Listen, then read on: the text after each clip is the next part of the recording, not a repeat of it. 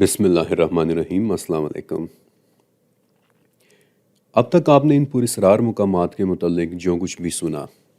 اگر وہ آپ کو ناقابل یقین اور حیران کن لگا ہو تو یقین کریں کہ آپ بہت غلط ہیں، کیونکہ اب جو واقعات میں آپ کو سنانے والا ہوں، اگر وہ ریکارڈڈ ہسٹری میں موجود نہ ہوتے تو شاید کوئی کبھی ان واقعات پر یقین بھی نہ کرتا۔ ان میں سے پہلا واقعہ 14 اپریل 1561 کو جرمنی کے شہر نوئرمبرگ میں پیش آیا تھا۔ اب 15ویں صدی کے یورپ میں نوئرمبرگ ہولی رومن امپائر کا ایک بہت بڑا شہر تھا، اور ایک بہت بڑا شہر ہونے کا مطلب یہ ہے کہ اس واقعے کی سچائی کے گواہ سینکڑوں کی تعداد میں شہر کے اندر موجود تھے، اور اس واقعے کا ایک ریکارڈ آج بھی سوئٹزرلینڈ کے شہر زیورک کی کلیکشن میں ایک ووڈ کٹ پینٹنگ کی صورت میں موجود ہے۔ اس واقعے کو نوئرمبرگ والوں نے اپنے شہر کے پمفلٹس میں بھی چھپوایا تھا، اور آپ کی آسانی کے لیے میں ان میں سے ایک پمفلٹ کا ترجمہ آپ کے سامنے رکھ دیتا ہوں، جو کہ نوئرمبرگ والوں کی زبانی کچھ یوں ہے کہ 14 اپریل سن 1561 کی صبح 4 سے 5 بجے کے درمیان ہمیں آسمان میں ایک نہایت خوفناک نظارہ دیکھنے کو ملا، جسے ہمارے شہر نوئرمبرگ کے سینکڑوں لوگوں نے دیکھا ہے۔ ہمیں سب سے پہلے سورج کے گرد سرخ رنگ کے آدھے دائرے نظر آنا شروع ہوئے، جنہیں دیکھ کر ہمیں پریشانی طاری ہوئی،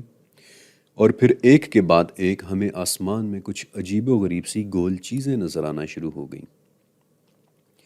ان میں سے کچھ چیزوں کا رنگ ہلکا دہکتا ہوا سرخ تھا، اور کچھ کا رنگ انتہائی کالا سیاہ۔ ان میں سے کچھ چیزیں اکیلے اڑ رہی تھیں اور کچھ چیزیں اکٹھی اڑ رہی تھیں۔ ان کی اڑان بھی ایک سمت میں نہیں تھی، بلکہ وہ انتہائی ایریٹیکلی اڑ رہی تھیں، یعنی کہ تیزی کے ساتھ ادھر ادھر اڑتے ہوئے گولے۔ وہ چیزیں سینکڑوں کی تعداد میں نظر آ رہی تھیں۔ ان میں سے کچھ بالکل گول سفیرز جیسی تھیں، اور کچھ عجیب و غریب سلنڈرز جیسی، اور ان میں سے کچھ کی شکل ایک کراس کے جیسی تھی۔ ان میں سے کچھ چیزیں بہت بھاری نظر آ رہی تھیں اور کچھ وزن میں انتہائی ہلکی پھلکی، اور پھر انہوں نے آپس میں لڑنا شروع کیا۔ ان کی یہ لڑائی 1 گھنٹے تک چلتی رہی، یہاں تک کہ ہم یہ بھی فیصلہ کرنے کے قابل ہو گئے کہ کون سی سائیڈ جیت رہی ہیں۔ اور جب یہ لڑائی اپنے عروج پر پہنچ گئی تو یوں لگا کہ وہ چیزیں اس حد تک تھک گئی ہیں کہ جیسے سورج سے نیچے گرنے والی ہوں۔ ان میں سے بعض گولوں کے اندر سے بہت گاڑھا سا دھواں بھی نکل رہا تھا۔ کافی دیر تک نظر آنے والے اس منظر کے بعد ہم نے آسمان میں ایک بڑا سا کالے رنگ کا نیزہ دیکھا کہ جو مغرب سے مشرق کی طرف چلتا جا رہا تھا۔ ان سب باتوں کا آخر کیا مطلب ہے صرف خدا ہی جانتا ہے، لیکن ہم نے پچھلے کچھ عرصے میں آسمانوں کے اندر ایک کے بعد ایک عجیب و غریب واقعات ہوتے دیکھے ہیں۔ اب میرا آپ سے ایک سوال ہے کہ کیا آپ کے پاس اس واقعے کی کوئی وضاحت ہے؟ یہ واقعہ تاریخ کے پہلے ہوائی جہاز بننے سے بھی 350 سال پہلے ریکارڈ ہوا تھا، اور یہ کسی ایک فرد کا دیکھا ہوا واقعہ نہیں ہے کہ جسے محض اس کا وہم یا اس کا گھڑا ہوا جھوٹ کہہ کر ٹال دیا جائے۔ اس واقعے کے سینکڑوں گواہ موجود تھے، اور یہ بات بھی ریکارڈڈ ہے کہ اس واقعے کے بعد خوف کے مارے اگلے کئی مہینوں تک جرمنی کے چرچز میں خدا سے معافیاں اور دعائیں مانگی جاتی رہی تھیں۔ اسی واقعے سے ملتا جلتا ایک اور واقعہ بھی میں آپ کو سنانا چاہتا ہوں، جو نوئرمبرگ واقعے کے 5 سال بعد سوئٹزرلینڈ کے شہر بیسل میں دیکھا گیا تھا۔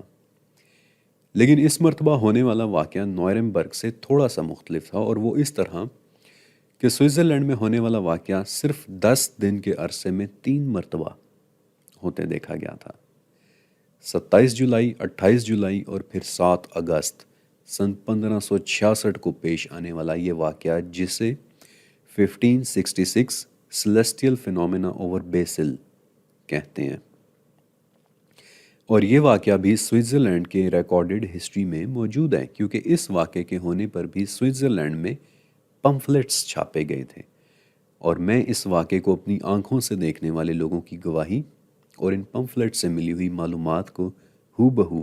آپ کے سامنے رکھ رہا ہوں۔ ان واقعات کا آغاز دراصل ایک غیر معمولی سورج نکلنے کے ساتھ ہوا تھا، جس کا طلوع بھی عجیب و غریب تھا اور جس کا غروب بھی عجیب و غریب اور معمول سے ہٹ کر تھا۔ اس رات چاند کو بھی گرہن لگا تھا، اور پھر اگلی صبح ایک سرخ رنگ کا سورج دیکھنے کو ملا تھا۔ اور اب میں آپ کو اس پمفلٹ کے مطابق پیش آنے والی کچھ باتیں بتاتا ہوں۔ 28 جولائی سن 1561 کو سوئٹزرلینڈ کے شہر بیسل کے اوپر صاف ستھرے آسمان میں سورج چمک رہا تھا، لیکن پھر صبح 9 بجے کے قریب اچانک سورج کا رنگ اور اس کی شیپ ایسے ہو گئی کہ جیسے بدل سی گئی ہو۔ سب سے پہلے سورج کی چمک ختم ہوئی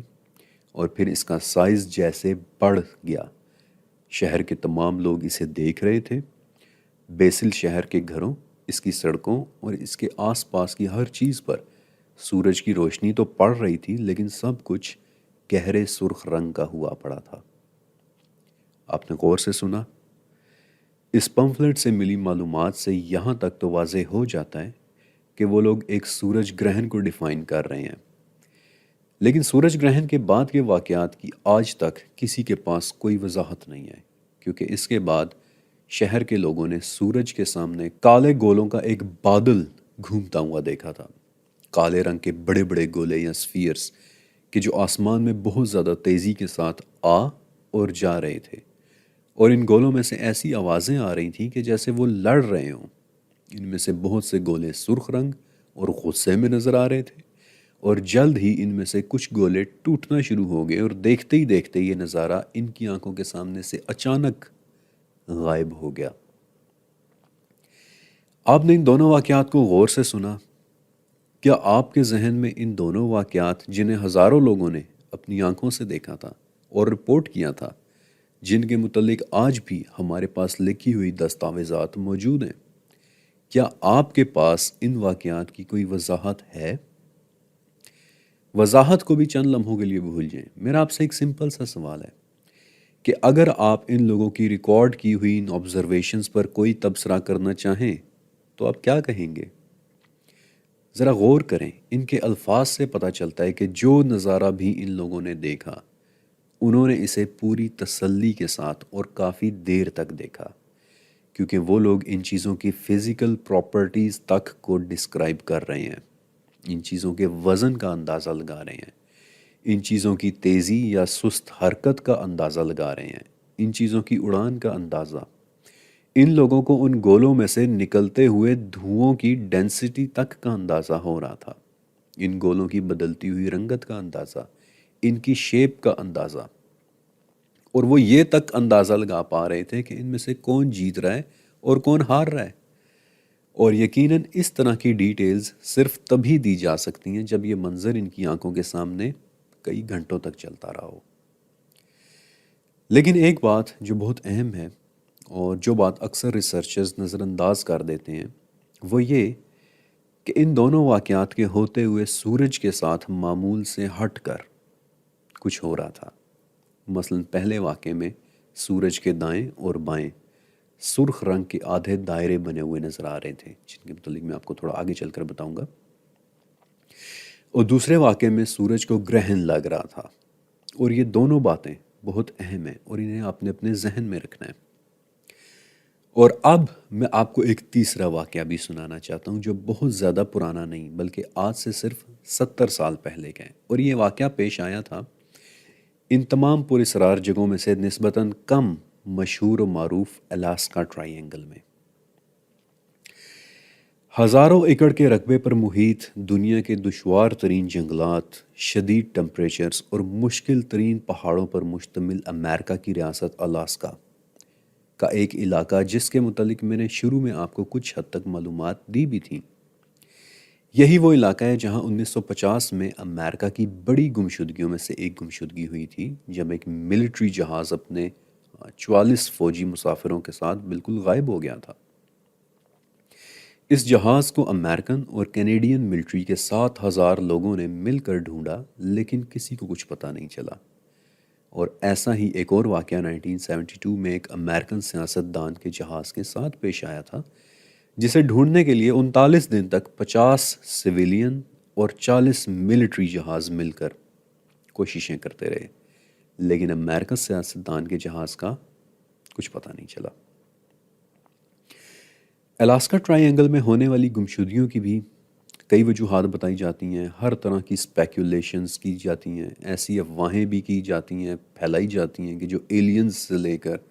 شیاطین اور خراب موسم سے لے کر برفانی طوفان تک کے ٹاپکس پر مبنی ہوں۔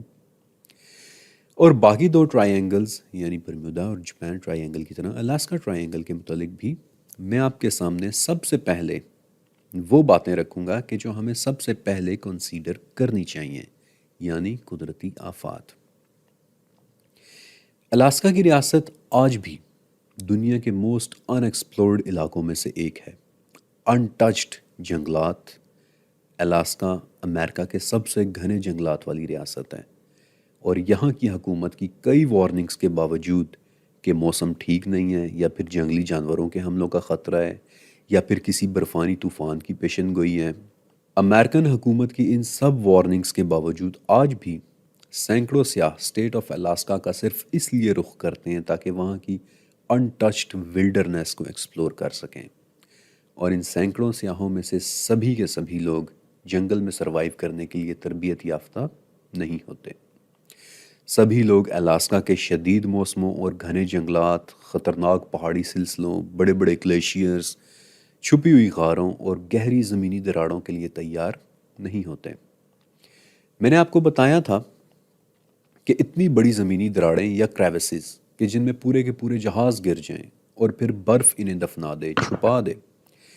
ایسے خطرناک علاقوں میں یا ایسے خوفناک پہاڑوں میں یا جنگلوں میں راستہ گم ہو کر بے رحم موسم کا شکار ہو جانا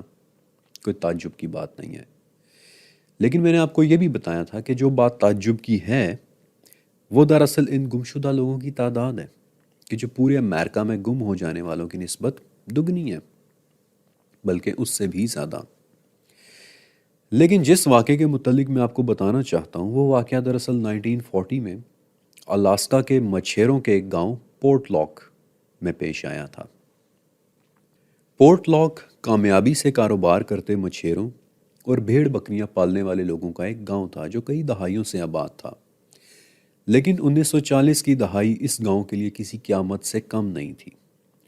ہوا یوں کہ پورٹ لاک کے تالابوں میں بھیڑوں، بکریوں اور انسانوں کی کٹی پھٹی لاشیں ملنا شروع ہو گئیں۔ لوگ غائب ہونے لگ گئے، اور جب یہ خوفناک واقعات حد سے زیادہ بڑھ گئے تو پورٹ لاک کے گاؤں ایک ایک کر کے پولیس اسٹیشن کو رپورٹ کرنا شروع ہو گئے کہ کوئی عجیب و غریب جانور نما مخلوق ان پر حملہ کر رہی ہے۔ لیکن یہاں ایک بات ذہن میں رکھنی چاہیے کہ ہم الاسکا کی بات کر رہے ہیں، اور الاسکا وہ جگہ ہے جہاں دنیا کے چند بڑے بڑے جنگلی ریچھ پائے جاتے ہیں۔ تو کیا ان لوگوں کا سامنا کسی بہت بڑے جنگلی ریچھ سے ہو رہا تھا؟ ہو سکتا ہے، لیکن یہاں میں آپ کو الاسکا کے مقامی ریڈ انڈینز میں سے ان کے ایک مخصوص قبیلے تلنگت قبیلے کے متعلق بتانا چاہتا ہوں۔ یہ لوگ صدیوں سے امریکہ اور الاسکا میں آباد ہیں، اور دنیا کے تمام کلچرز کی طرح تلنگت کلچر میں بھی ان کی کچھ فوک لورز یا لوک کہانیاں پائی جاتی ہیں۔ ان مقامی قبائلی لوگوں میں سے ایک شخص تھا البرٹ پیٹکا، کہ جس کے ساتھ بقول البرٹ کے ایک عجیب واقعہ پیش آیا۔ البرٹ کے مطابق اس پر بہت زیادہ بالوں والی کسی مخلوق نے حملہ کیا تھا۔ البرٹ کے کتوں نے اس وقت اپنے مالک کو بچانے کے لیے اس مخلوق سے لڑائی بھی کی اور وہ بھاگ بھی گئی، لیکن بھاگنے سے پہلے اس مخلوق نے البرٹ کے سینے پر زور سے ایک وار کیا تھا۔ آپ کہہ سکتے ہیں کہ ہو سکتا ہے البرٹ پر کسی جنگلی جانور نے حملہ کیا ہو، لیکن البرٹ ایک مقامی تھا جو انہی جنگلوں میں پیدا ہوا اور پلا بڑا تھا۔ وہ وہاں کے مقامی جانوروں سے اچھی طرح واقف تھا۔ وہ ان جانوروں کی ڈسکرپشن میں فرق کرنا جانتا تھا۔ اسے پتا تھا کہ ریچھ یا بھیڑیے اور بالوں والی کسی مخلوق میں فرق ہوتا ہے۔ اور کچھ لوگ یہ بھی کہہ سکتے ہیں کہ ہو سکتا ہے کہ البرٹ جھوٹ بول رہا ہو، لیکن البرٹ جھوٹ نہیں بول رہا تھا، کیونکہ یہی وہ چوٹ تھی کہ بعد میں جس کے زخم کی تاب نہ لاتے ہوئے البرٹ کی موت ہو گئی تھی۔ اسی بالوں والی مخلوق کے متعلق ایک اور واقعہ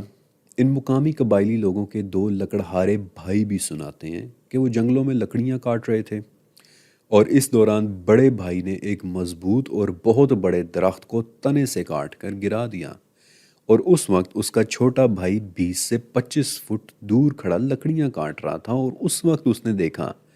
کہ بہت زیادہ بالوں والی ایک مخلوق اچانک کہیں سے نکلی ہے اور اس نے اسی کٹے ہوئے درخت کے تنے کو اٹھا کر بڑے بھائی کو مارا ہے،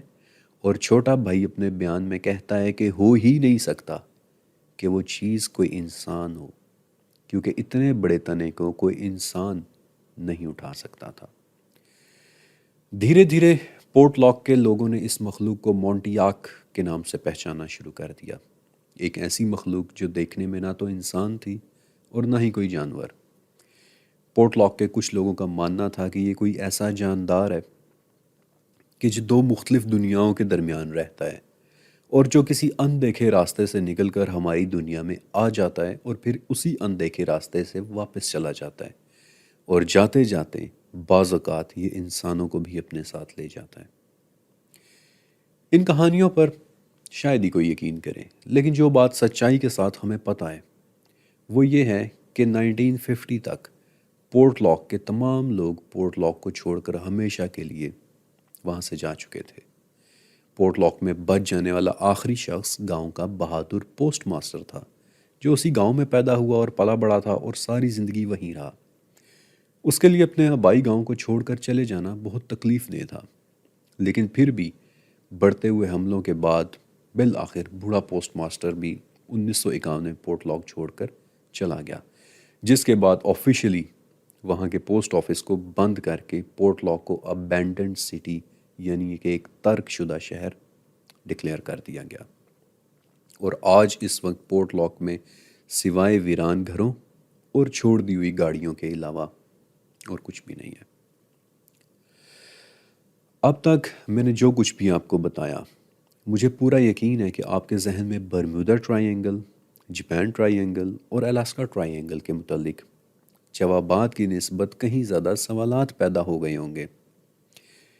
لیکن یہ پراسرار سی حیرانیاں صرف یہیں تک نہیں ہیں۔ 1561 اور 1566 میں ہونے والے جرمنی اور سوئٹزرلینڈ کے واقعات تو صرف دو واقعات ہیں۔ آپ میں سے کئی لوگوں نے اسپین کے سیٹلرز کے متعلق سن رکھا ہوگا، یا جنہیں ہم اردو میں آباد کار کہتے ہیں، یعنی کہ وہ لوگ جو امریکہ کی دریافت کے بعد 15ویں صدی میں اسپین اور یورپ سے نکل کر جہازوں میں بھر بھر کر دریافت ہونے والی اس نئی دنیا یعنی امریکہ آئے تھے۔ ان یورپین آبادکاروں نے امریکہ میں جو بستیاں بسائیں انہیں کالونیز کہا جاتا ہے۔ انہی کالونیز میں سے ایک کالونی کا نام روانوک کالونی تھا، جو یورپین آبادکاروں نے امریکہ میں اس جگہ بسائی تھی جو آج کی نارتھ کیرولینا کی سٹیٹ ہے۔ یہ کالونی راتوں رات پوری کی پوری غائب ہو گئی تھی، اور آج تک اس کا کچھ پتہ نہیں چلا کہ اس کے ساتھ ہوا کیا تھا۔ ہم صرف اتنا جانتے ہیں کہ نہ ان پر کسی نے حملہ کیا تھا، کیونکہ وہاں نہ تو کوئی لاشیں تھیں اور نہ ہی کوئی توڑ پھوڑ، اور نہ ہی انہیں کسی نے کسی قسم کا کوئی نقصان پہنچایا تھا۔ روانوک کی پوری کالونی اچانک کہاں غائب ہو گئی؟ الاسکا ٹرائی اینگل میں 16,000 لوگ بغیر کسی ثبوت، بغیر کسی نام و نشان چھوڑے کہاں غائب ہو گئے؟ بڑے بڑے جہازوں کی گمشدگیاں، اور پھر جن کی تلاش کے لیے 7,000 لوگ اور 90 سرچ اینڈ ریسکیو جہازوں کا مہینوں تک استعمال کیا جاتا رہا، لیکن پھر بھی کسی قسم کا کوئی ثبوت نہیں ملا۔ برمودا ٹرائی اینگل جہاں درجنوں چھوٹے بڑے جہاز اور کشتیاں غائب ہو چکے ہیں، اور کچھ کیسز میں جہاز اور کشتیاں تو بچ گئے لیکن پراسرار طور پر ان کے عملے غائب ہو گئے، اور پھر آج تک ان کا کچھ پتہ نہیں چل سکا۔ اور پھر جاپان ٹرائی اینگل جہاں جہازوں کے ساتھ ساتھ ان کی سرچ اینڈ ریسکیو ٹیمز تک غائب ہو گئیں۔ ابھی تک میں نے آپ کے سامنے ان تمام سوالوں کے جوابات نہیں رکھے، کوئی وضاحت نہیں رکھی۔ ابھی تک میں نے آپ کو ان پراسرار جگہوں میں سے صرف ان کا تعارف کروایا ہے، اور اگر آپ مجھے اجازت دیں تو میں صرف ایک اور سوال کو بھی آپ کے سامنے رکھنا چاہتا ہوں، ایک انتہائی اہم سوال، کہ اگر یہ واقعات سچ ہیں تو پھر یہ واقعات برمودا ٹرائی اینگل جیسی جگہوں میں جانے والے ہر شخص کے ساتھ ہر مرتبہ کیوں نہیں ہوتے؟ اگر ان جگہوں پر ہونے والی گمشدگیاں سچ ہیں تو پھر یہ کیسے ممکن ہے کہ ایک عام سا ولاگر اپنا ویڈیو کیمرہ لے کر عام سی کشتی میں بیٹھ کر برمودا ٹرائی اینگل پہنچ جاتا ہے اور یہ دعویٰ کرتا ہے کہ یہاں تو کچھ بھی نہیں ہے؟ اب ہمیں سوئٹزرلینڈ یا جرمنی کے آسمانوں میں سرخ اور سیاہ گولے لڑتے ہوئے نظر کیوں نہیں آتے؟ عام الفاظ میں سب سے اہم سوال کہ اب یہ واقعات کیوں نہیں ہوتے؟